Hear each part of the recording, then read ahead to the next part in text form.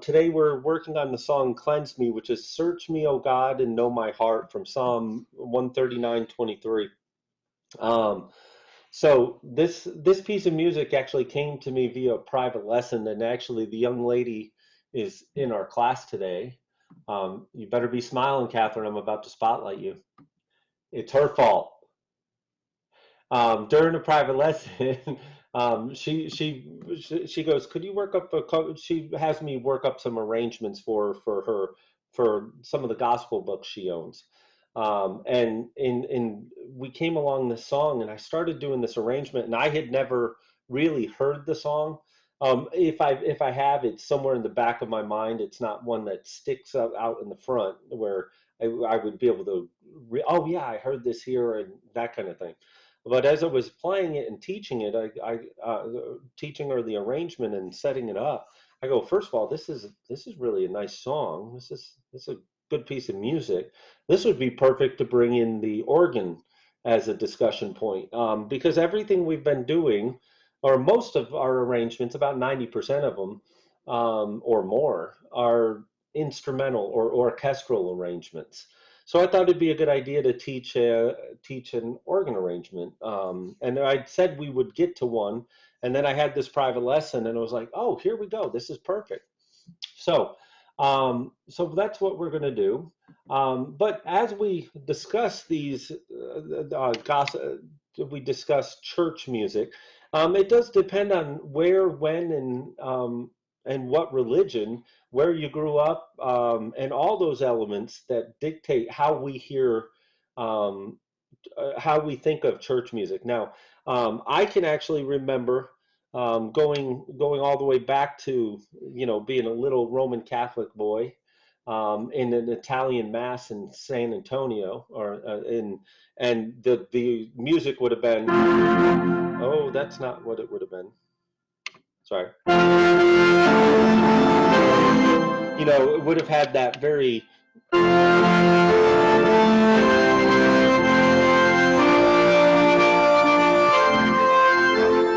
so it had that very cathedral sound. By the way, a little secret. This piece I'm about to play, I played a little bit of it fooling around earlier. This piece, that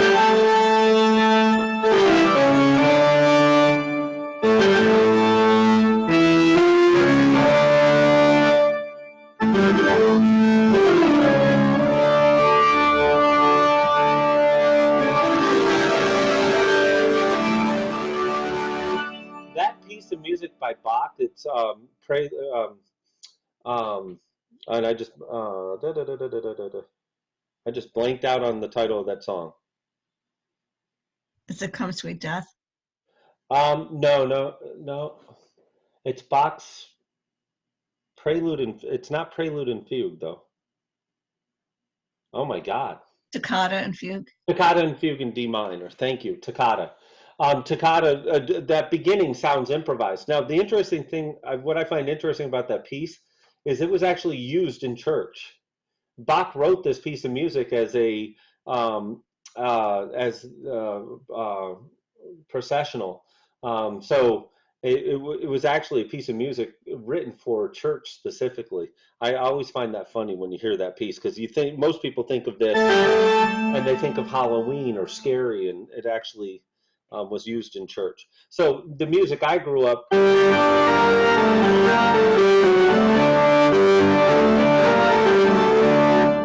was that kind of music. Now, and being a musician, we did get a little bit of experience going into some other churches, and that included Lutheran, Baptist, Southern Baptist, and churches like that. And it was a different experience wholeheartedly. I mean, just almost an overwhelming experience sometimes. So, for example, where we, where a song, if I were to do just a closer walk with thee, and you go into certain churches, you're going to get this kind of a feel.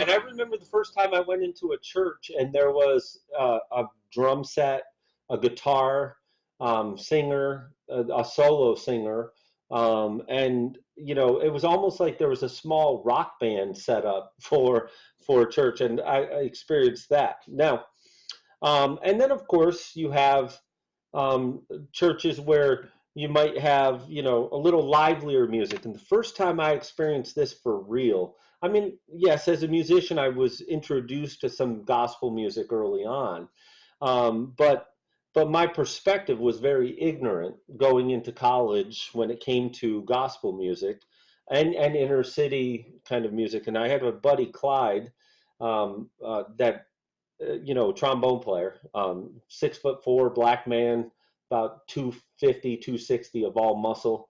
Oh my God, he was a beast. He moose. Um, used to box with him. It was never fun. Anyway, so he was, he goes, why don't you come to church and play in the church with me? Come up and we'll have you come up to church. And so I go into downtown Albany into this church, and I walk in, and this is what they're doing.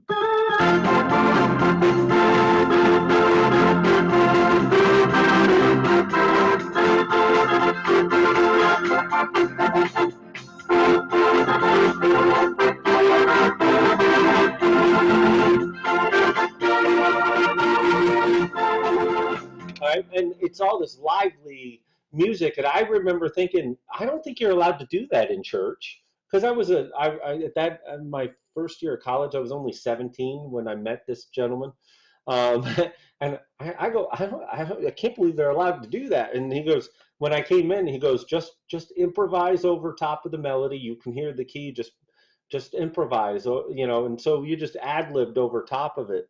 It was quite an experience. It was a lot of fun. Ended up going, it was one of the few churches I ever performed in where I never got paid, because playing the music was the payment enough. It was just, well, I shouldn't say I never got paid, because I got fed like a king.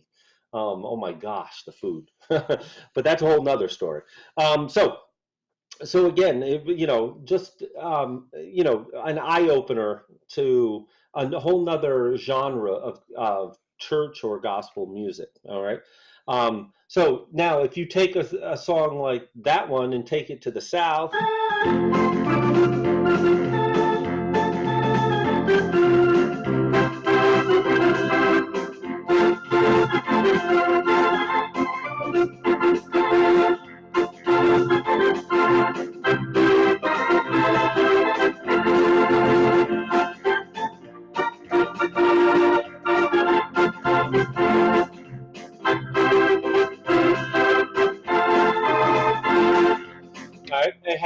So we're in the other version of the gospel. There's a definite 1, 2, 3, 4. There's a 2 and 4, the strong beats of it, where in the Southern Baptist it was 1 and 3. And again, difference of the churches, difference of where they are, all that kind of fun stuff. Now, what I think is the important thing, one of the reasons when I think of certain church music and hymns, we think of this kind of a setting. All right. The reason we think of that setting is because, well, a lot of the Catholic, Lutheran, and some of the bigger churches have these big, glorious pipe organs within them. All right. And then now some of them have become digitized and all that kind of stuff. But for the most part, for a long time, they had these very, very expensive organs inside of them. In fact, St. Mary's in Albany, New York, if you've never heard that instrument played for real, anytime they do a big concert, you should go to that. There is an experience that you can get, especially when the arrangement, or actually when you're talking about an organ, you wouldn't call it an arrangement, you call it a registration. The registration uses this 32-foot bass, and that 32-foot bass is underneath the pews and everything. So when they hit that note, and it's an octave lower than that, you won't be able to hear it if I set up a 32-foot bass on this, because it won't go through the speaker. But it really gives you that big just and just vibrates the room. So now the thing is, a lot of churches couldn't afford to put a big pipe organ in them, and in the early 1900s, an organ manufacturer named the Hammond Organ Company um, said they wanted to take and make it a home instrument for people who play these pipe organs so they could practice in their home and get the benefit of playing an actual organ with full pedal board. In fact, one of the first ones, the C3, actually had a curved pedal board like the pipe organs. Um, and the nice thing about it was it would relatively fit within somebody's home, and it wasn't crazy expensive. Now, at the time, 3 to 4 grand was a lot of money. But if you compare that to what a pipe organ would have cost, 100 grand or more, it was considerably cheaper. Now, what happens is that Hammond comes out and it's starting to go into people's homes and building popularity. Well, some of the inner city churches who didn't have a lot of the dollars to spend on that pipe organ wanted the organ as a sound, and that's how that Hammond B3 sound and also the C3, which is the same basic element, just a bigger speaker system. In fact, the C3, I think more of within the church than the B3, but it had this very distinct sound to it,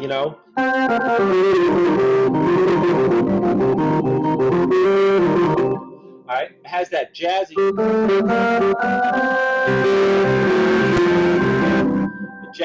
bluesy sound, and you hear it in a lot of organ arrangements.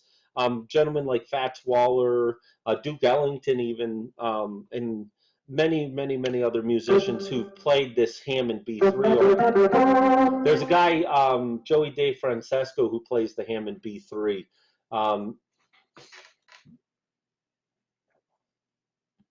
Sorry, a phone call coming in, so I had to decline it.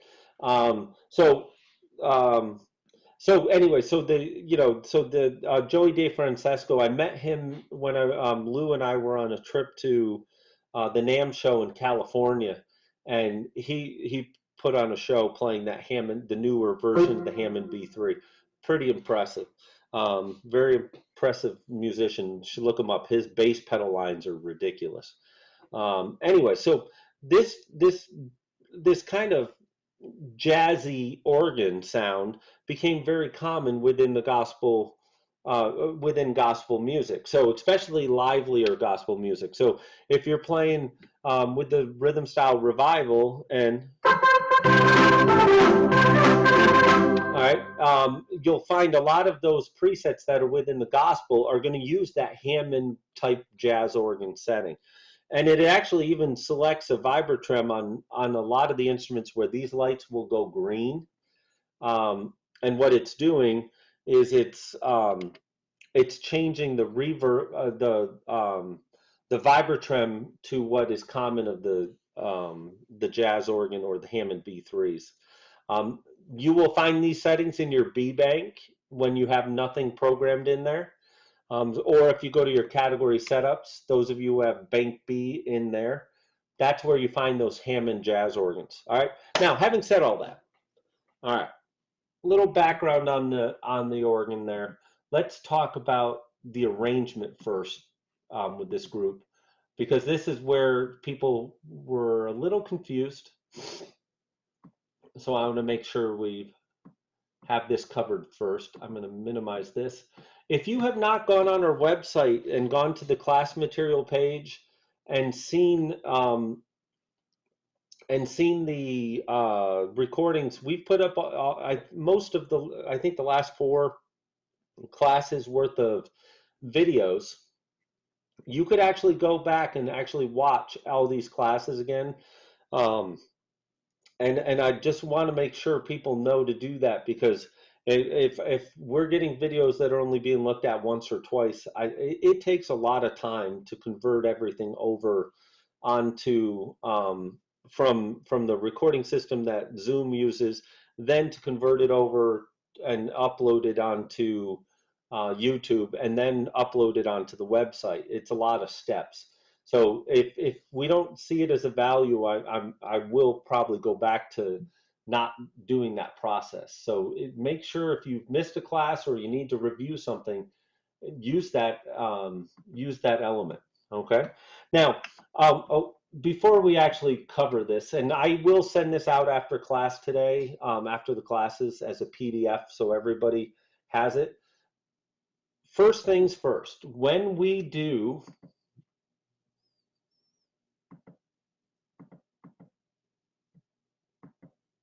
an arrangement, we've presumed we've just turned on the organ, and only people who own an Inspire. So in this room, Anne Marie and Marion, everybody else has something else. You're the only two in the room, but if you own an Inspire, make sure you touch your vintage button. That is going to be, from now on, when we go to set something up, you turn it on, make sure vintage, and those of you who have rhythm preset or normal rhythm preset is on. Now, most of you have changed the word rhythm preset to the word vintage. I appreciate that because it makes my life easier, because I can just use the one term. All right, so that's first and foremost. I'm going to demonstrate this step because, and then I will go to where the notes are so you can write it down. We're starting with, we're going to touch the rhythm soulful. Now to get to soulful, it's in the 3/4 or waltz button, and it's one of the variations within there. I'm going to touch soulful, turn that on, and I have the soulful rhythm style, and you'll notice right away, it gives us that nice Hammond jazzy organ sound. Okay? So we touch soulful, turning it on. We then turn it off. And you might be like, well, why do that? Well, we borrowed the arrangement. We're borrowing the sound from there for now. Okay, so we turn on soulful, we turn it off. We're going to touch easy button, turn off the memory, and I'm going to use my harmony duet. And I'm going to say this just before anybody asks me. Anytime we talk about right hand harmony, it will automatically be presumed we're talking about the upper right hand harmony.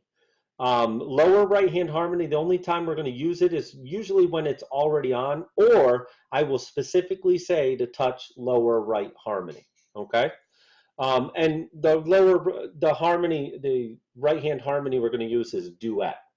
Okay. Let's go back to that share so we can see that step written out.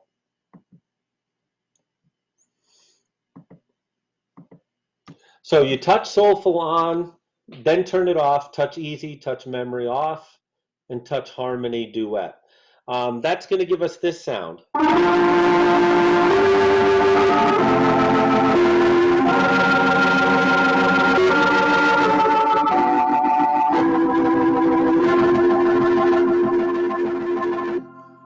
Gives a nice rich sound. Now the beautiful thing about that first registration, this is the way an organist might introduce the beginning of a song.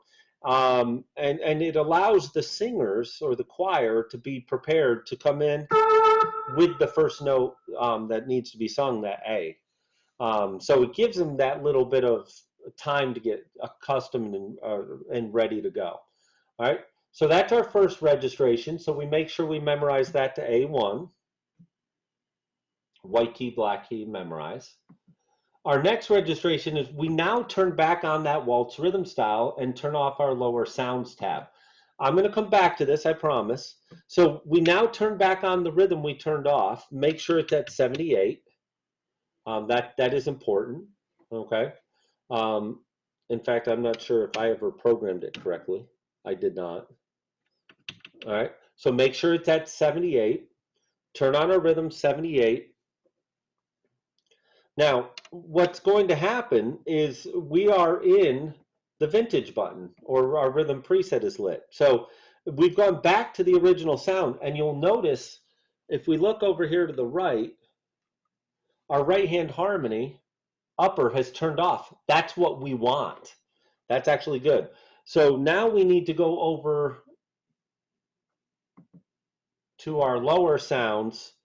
So we go to our tabs or our lower section of tabs or buttons, and we turn off lower sounds.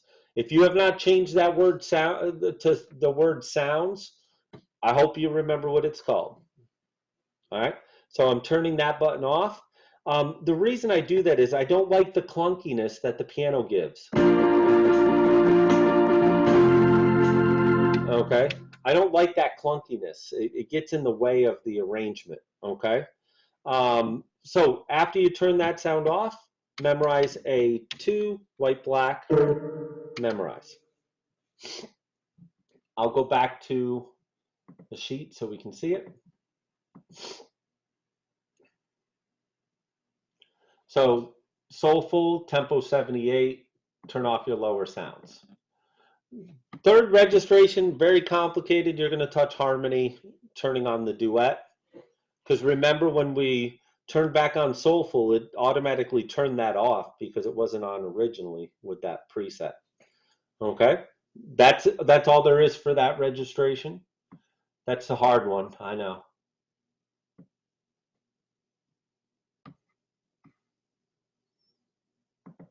Ah, I jumped too far.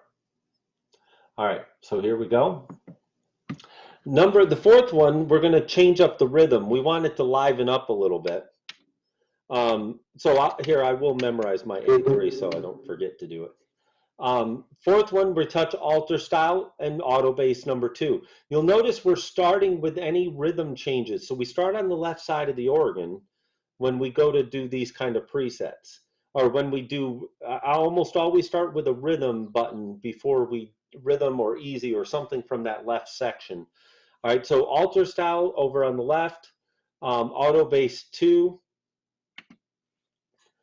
And then we're going to turn on the harmony AOC and memorize that to A4, white key, black key, memorize. And I just memorized mine, okay?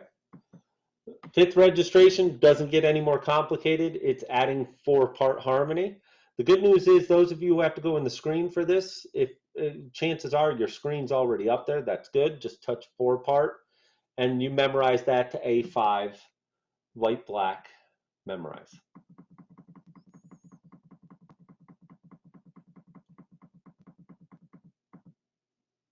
Whoa, whoa, whoa. Why did it go so far? There we go. All right. Now, I want to pause here for a moment just so we can demonstrate something.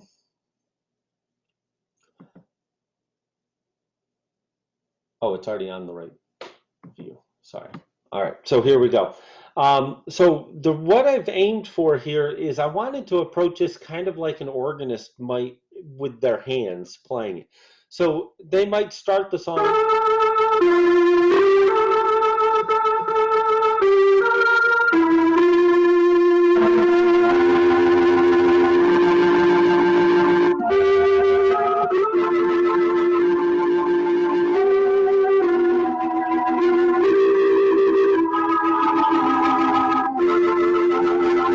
And you'll notice I went from playing 1 note to playing 2 notes. Now I'm playing 3.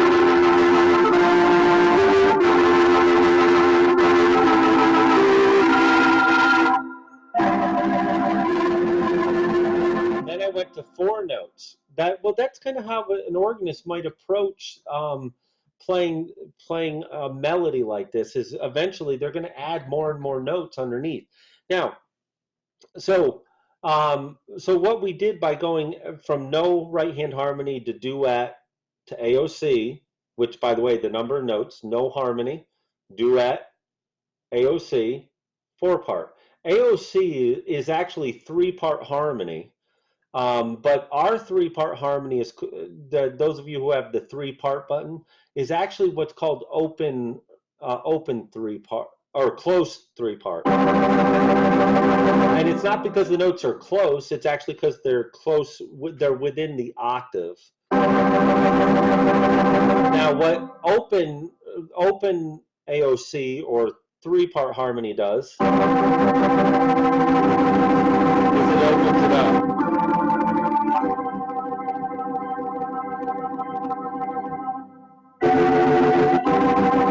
Okay. So it's a wide open harmony. So, but anyway, so we're going from one note to two to three to four, creating that effect of an organist actually adding all these notes. All right. Now, I wouldn't want to, and just like anything, this creates development, and development is when we build up the arrangement. The easiest way to build up an arrangement is use right-hand harmony, which is also called amplification. And if you think about amplification, the word sound, you think amplification, well, doesn't that mean it gets louder? Well, if I play one note, it's loud, but when I play two notes, it's louder. When I play three notes, it's louder. Four notes, it's even louder. It becomes amplified because there's more voicings going on. Amplification means you're adding sound within the same family to create that effect. All right, so we're still using that development. That is the entire first time through the song, those 5 registrations. All right, so now we're going to repeat and do registration 6. You're going to touch auto bass 1.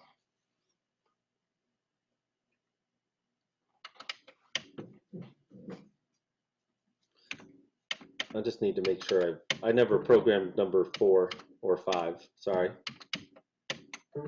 I'll leave that up there for you. So you can touch auto bass 1. Alter style turned off. You're going to touch preset number 3 and touch harmony duet, and then we're going to modulate up to C. Sorry, everybody. I got a pop-up that came up on one of the screens here. All right.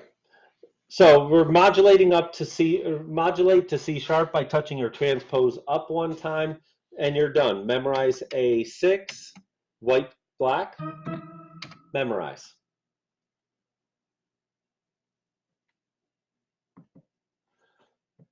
Number 7, you're going to touch your ORC 2 sounds, which is going to put choir ah there. And I'm going to demonstrate this, and then we're going to go into edit, touch octave, and we're going to move the octave down one time. And this has to be done within the screen or within the feature button, depending on what model you have at home. So we're going to put choir ah into our ORC 2 sounds. We're going to touch edit, and we're going to go to octave in the screen, touch down one time. I will put that back up, so I just want to be able to demonstrate this. All right, so we want to put in ORC 2 sounds, we want to put the choir on. Now there's 3 ways you can do this. I'm going to start with the way that everybody can do it, but it's not the best way, okay? And that is I can touch where my ORC 2 sounds button is, and I can scroll until I see choir ah. So I can hit the scroll button until it says choir ah in there. That's one option. The next best option is to go to our keypad, which I put the number there.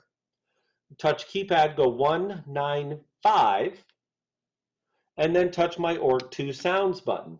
Choir ah's there. Now the downside to the keypad method is when I touch this, you don't actually see anything happen, except for the number 195 disappeared. You have to trust you typed it right and you touched the right place. So that's where Quick Picks comes in handy. Those of you who have Quick Picks, on the bottom left of your page 1 is choir ah. You touch that, then I touch ORC 2 sounds, and now choir ah is there. Now, if you own Inspire, Rialto, Marquis, or Aria, you are then, your step for this next little part is just to make sure that the upper is lit in the ORC 2 section. Make sure upper is lit in ORC 2. All right. If you own a Legend, Prestige, Sterling, Liberty, Imperial, any of those type of organs or anything older, you need to make sure that you have both ORC 1 sound on and ORC 2 sound on. And to do that, you have to hold the sound 1 and touch sound 2 and let go. Now, upper in the orchestral section, the upper on will already be lit, but I need you to make sure that in that lower right, that lower right button is not lit if you own those organs I just listed. If you have an E series, Elephant series, E series, then you don't have to worry about that that option because you have them sections separated. So only if you have A or S series organs, you hold sound 1, touch sound 2. Sound 2 should be blinking, and you turn off the lower right feature. Okay. Now, if for some at this point when you turned on or sound 1 and touch sound 2, or you used your quick picks, which is the better option, at the bottom of my screen, which it's hard to see because the word edit is at the very bottom, I'm going to touch where it says edit. I touch the word octave, and I move it down one time. I couldn't remember which direction. Thank you. I saw you mouth the words, so it reminded me. And that moves that choir down, because if we don't move that choir down, it's going to get screechy. Which, if I make this really evident, it's really screechy and piercing, so we don't want that. All right, so we want that to be at -1. Then you just memorize that to A7, white, black, memorize.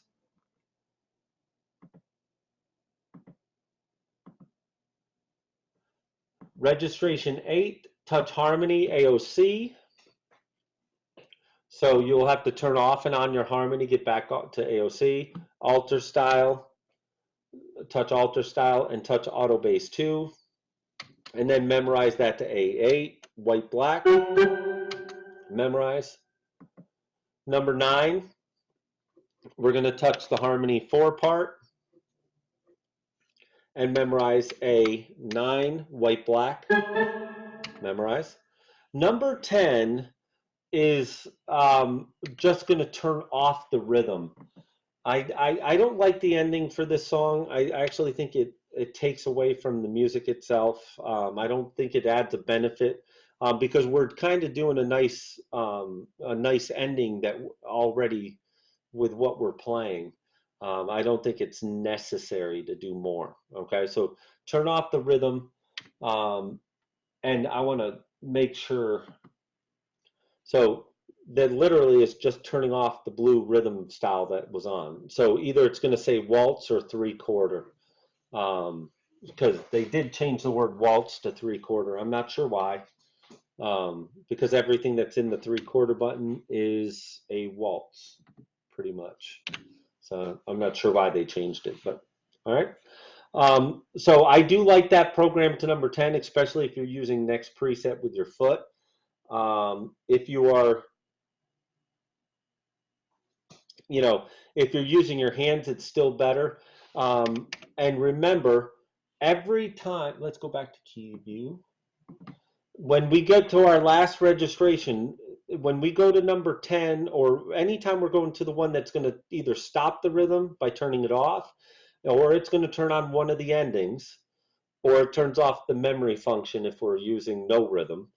I use my left hand to make that change. Now you can reach up and just hit the stop button instead of 10, and it will do the same thing. But here's the secret.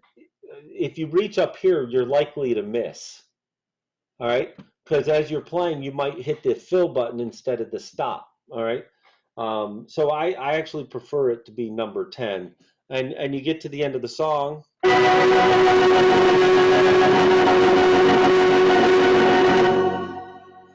And it gives us that finality of for the end of the song.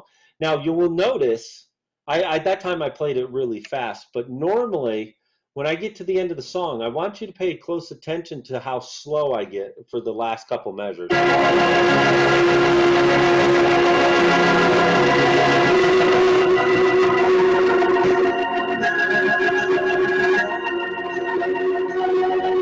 forgot to play the F. I'm sorry about that. Which is why that fingering at the end is so important. All right. All right. So let's look at the music now. Oh, well, actually, before I do that, I should do this. Did anybody have a question about the arrangement?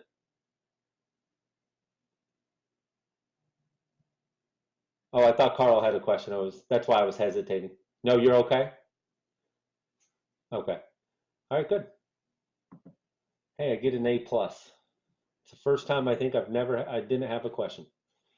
All right, so let's look at the intermediate version of the music. I need to change the view. I gotta make sure this is set.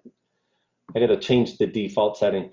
Warren, if you can help me figure out how to get this to shift to the left and view to the left. I've played with this and sometimes I get it and other times I don't. And it drives me nuts because when I do this screen, I'd like it to be able to, you all to be able to see the keyboard view that we have. Now, if you have not gone back and watched any of our classes recently, I will point out you can see the process I go through to make the keyboard screen bigger. So those of you who are on an iPad, I do understand it's hard to see this keyboard screen. So I will bounce back and forth a little bit, but I want to stay here as long as possible on the music. And if you, at where it says Keys to Fun is sharing screen, if you click on the more view options, at the bottom you have side by side, and it'll show you my hands Yes. at the same time we're showing the music. Okay. All right. So here we go. Okay. Never. What's that? No, I have it right in the corner, and then I keep hitting it, and then I get the music. Yep. I keep hitting one or the other. Yeah. Exactly. Okay. I do like it. You know, if you can keep them both in the screen, it's great, but it doesn't always work. All right, so we're going to cover the fingering for this beginning because it does make a difference. You're going to start with your thumb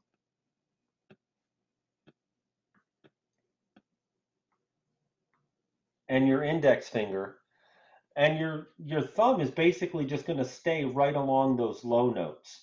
So the entire time, it's the lowest note is going to be your thumb. So really, the only note we have to cover fingering for are the upper notes. And the reason we play this with 2, and somebody asked me this, is it makes this shift to 4 easier for that high B flat.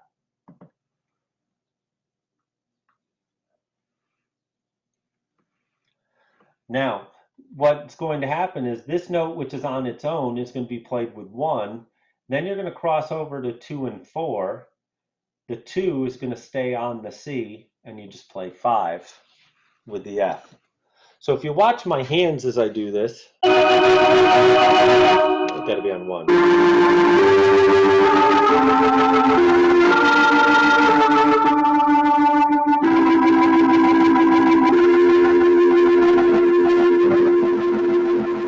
Okay, that's optional. You don't have to fiddle around that much with it.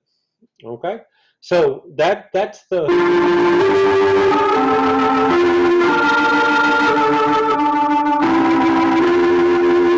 Okay, then from there, I did cover fingering in the other class, so I will do it again, but I actually think it's a pretty easy fingering to figure out.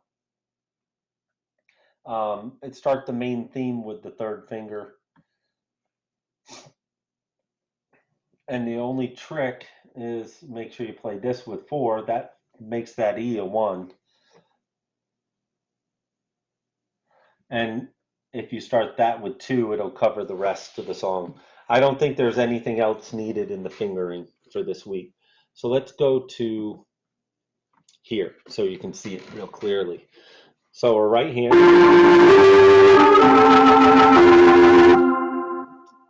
I'm sorry, I want to put this in full screen for y'all.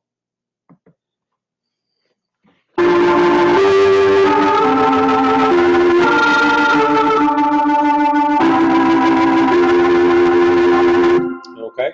Then the main melody is.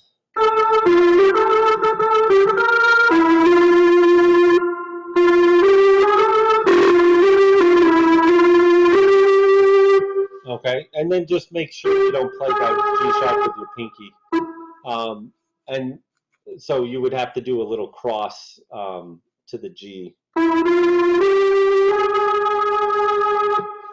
All right, so fingering is pretty simple for this week. So let's talk about another aspect of this piece of music.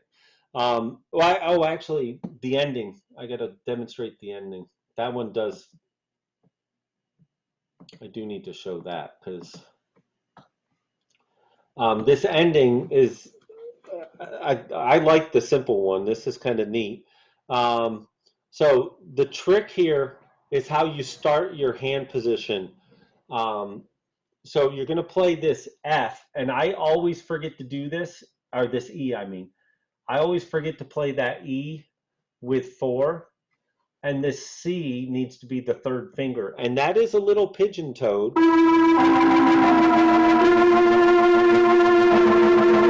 right, because the whole purpose is it makes that 2 easier to play. So if you have the keyboard screen up here so you can see it, you have a little pigeon toe between 4 and 3, and that's a little awkward, but all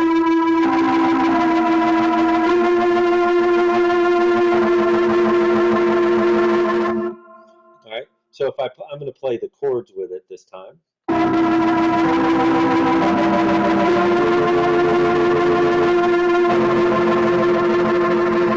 Now, obviously, with registration 9, we would have the rhythm going. Okay, so a very important element there, and I just wanted to make sure we had touched on that because I did forget that in one of the classes. Now, a couple little secrets about the chords. Again, I'll move my hand up here to make it easier to see. When you go to make your chord changes, if the note that you were playing is part of the next chord, don't lift it up. So for example, we go from B flat to G minor. Well, there's no reason to lift off from the B flat.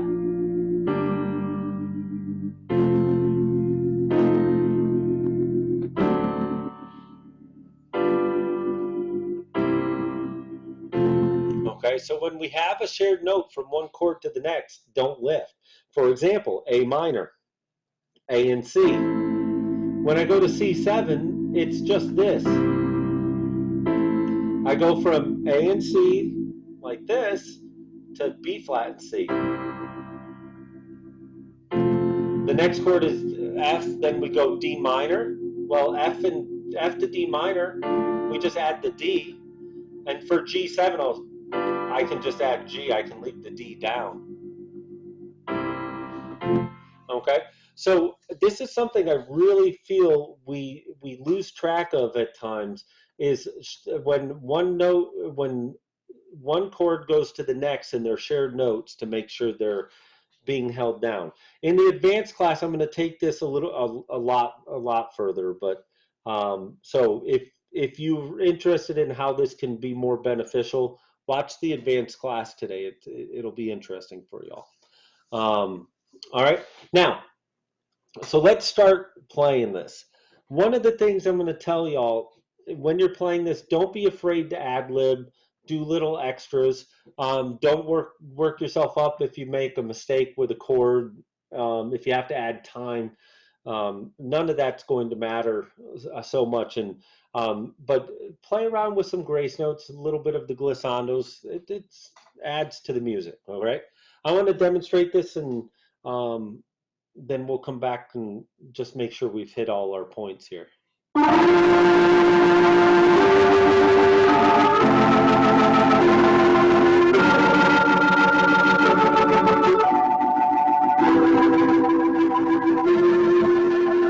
Oh, I know what I forgot to mention about that intro. If you don't want to have to play double note melodies, if you don't want to have to play the two notes, you don't have to. We can get around this by making one edit to the arrangement. So if you listen to this again,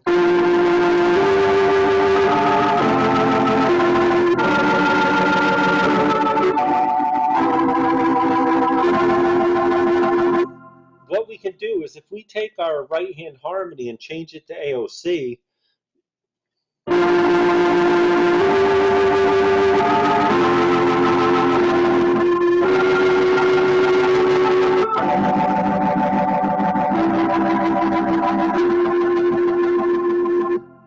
right, so you'll notice that gives you a nice full rich sound,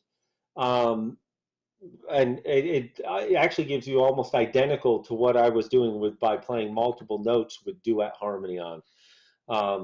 So just keep that in mind. If you don't want to do the double note melodies, you can skip that.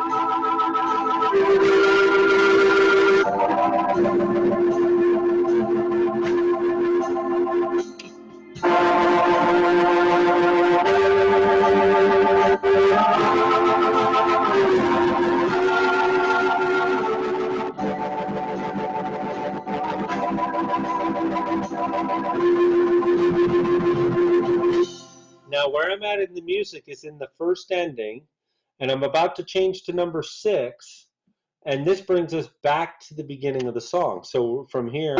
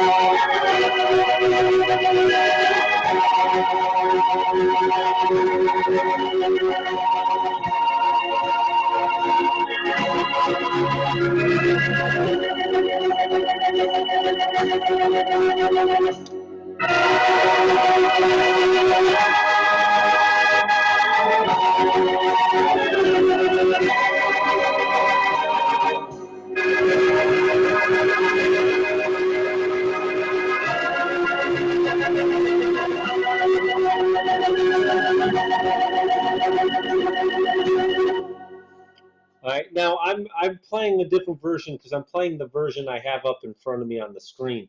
So some of the notes and added notes you might not have in the version of the song you're looking at. Sorry about the screen, but I hope we could still see everything that we wanted there. All right, so we have